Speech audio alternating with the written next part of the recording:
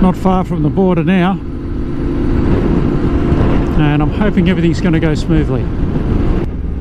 Well, this will be interesting, as it always is. I was determined not to stuff this up today, but sure enough I have. So the group of buildings back here is the passport control and customs for Peru, which I went straight past. So it turns out I was actually right. I was in the right spot over the other side, and now I'm lost in here and go back where I was supposed to go in the first place.